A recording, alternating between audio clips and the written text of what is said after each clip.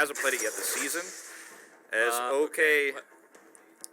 Well, that's maybe why also. What's going on here? Is this a real game of LCK, or is this a draft bug? Nico did not expect to see that ever. So, okay, well, this bottom lane is going to be very interesting. Then, you know, it powers it up and the root lasts for longer. So maybe, like, as the Tahm Kench spits out the AD carry, you look for the empowered root onto the AD carry is pretty cool. Yeah, I mean, the draft got a little bit weird with all the bans we had on Marksman. You're going to see Croco kind of caught in an awkward spot here, and Fate can't save him. He's dead. Oh, Cuz will go over the wall. Okay, he was just waiting for the stun. First blood very easily. Croco and if you're able to make plays like this in the early part of the game with the Udyr, then you wonder why they picked the Pantheon first. Like, I feel like that first ban, or that first rotation ban onto the Kai'Sa was, again, so intelligent from T1 because they get to control. In the past, we always used to see Tahm Kench over and over and over again. We're going to have a one-on-one here. We got Pantheon coming up to the top side, but kind of looking to turn it around. The Gnar ultimate does come out. The damage should be good enough, but Summit has to flash away. And that will be enough to get out of harm's way, and no triumph there for the Aurelia, as that will be, you know, it was close. But at least here in the bot side to try to trade this back. This bottom lane is just a disaster right now from the Sandbox. Effort is just dead. There is no hope for him, even under the turret, the second turret in the bottom lane. And, well, this is just hilarious. Gonna try to do some follow-up in the LCK. And now he's brought out in 2021, and T1 are like, nope. I mean, look at this. We have evolved. You can't just dive in. They're just gonna dive the turret. The Tahm Kench is easily dead. I mean, there's no way you're getting away. Against the Kalista, takes a little bit too much damage, but that's okay. I mean, they're not done. Gonna pull him back, and Leo's dead too.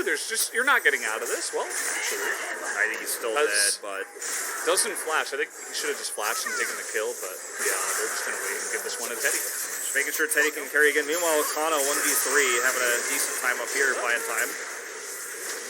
Yeah, he's also dead. Okay, well, Closer tries to help out there a little bit late, but not going to get there on time. As now they've rotated up top side.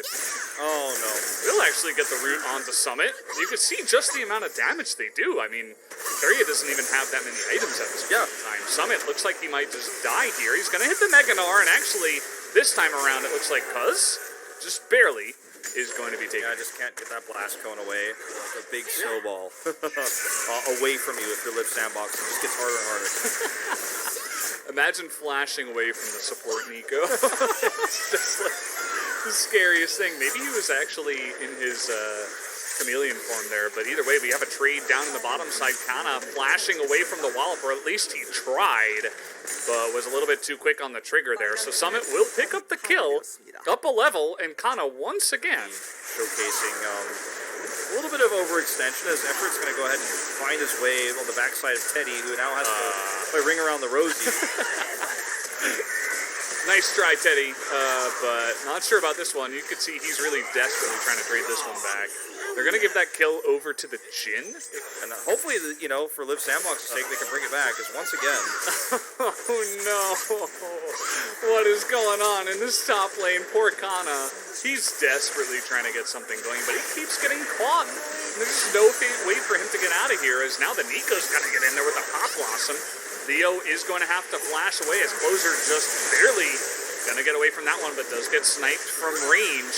And at the end of the day, now Croco and Effort trying to move forward, but they are not going to be able to get much. So many low health bars here, and now Cuz is just going man mode onto so many members of Liv Sandbox. He gets a double kill, and Leo just stoned out for a little bit too long. Summit desperately trying to play carry here in this game, as Teddy not able to take out his AD carry opponent, as at the end of the day, it's going to be a kill onto the Jhin, or the Nico. That was actually pretty overzealous from T1 to think we're going very well, but they have a side lane that has just been a disaster, and now that another die that's not going so well, as Cuz is going to move forward, and again, this is directly into Jhin Victor, so you're going to have a ton of damage straight in your face if you're just running in, so you got to be careful, as T1 now on the run.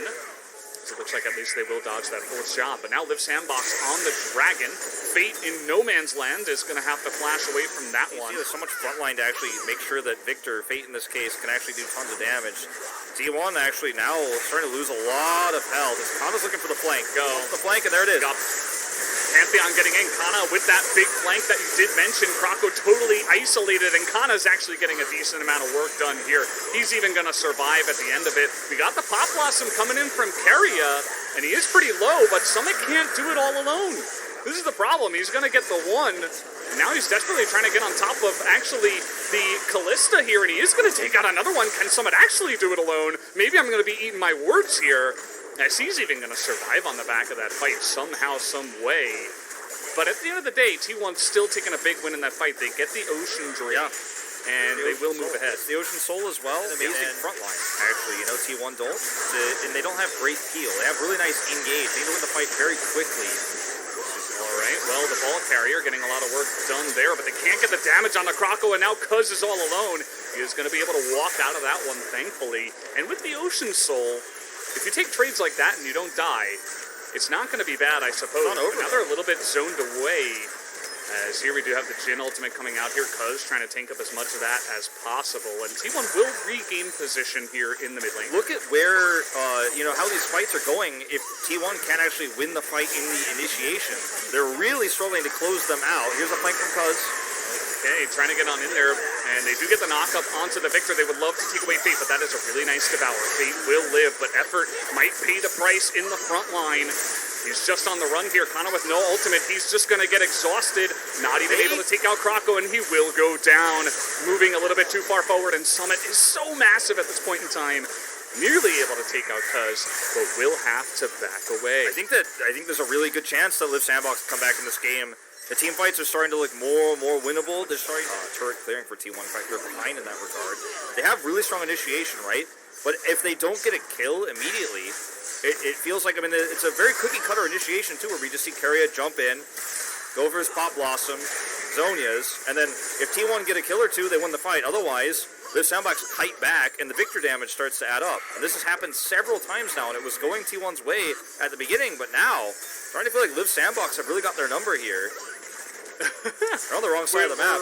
We're turning over right now. Wolf, the question, and if T1 can corner them with a big Pop Blossom, then they'll have all the engage they need. But Keria takes a ton of damage. There's the engage, though, with the Shockwave onto Krako, but Keria is a non-factor on the backside, and so is Cuz by himself, zoned away. And Fate is doing way too much damage in this game. As the heal, he's untouched. Is going to come out. He's basically untouched here, Valdez. And the Elder Drake is on Team Liv Sandbox right now as well. T1 kind of getting caught there, taking a ton of damage. Now they have to reapproach here. Krako's getting low. Summit, though, with the Mega Gnar. They're going to try to burst him down, but the Devour is there again. But here comes the engage and a massive Gnar ultimate onto 4 or 5 members. But Keria's follow-up is just pristine.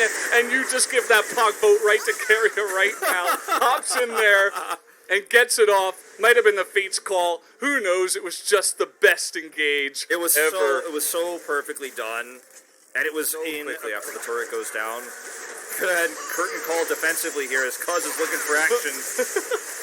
He's so big now. He is quite tanky indeed.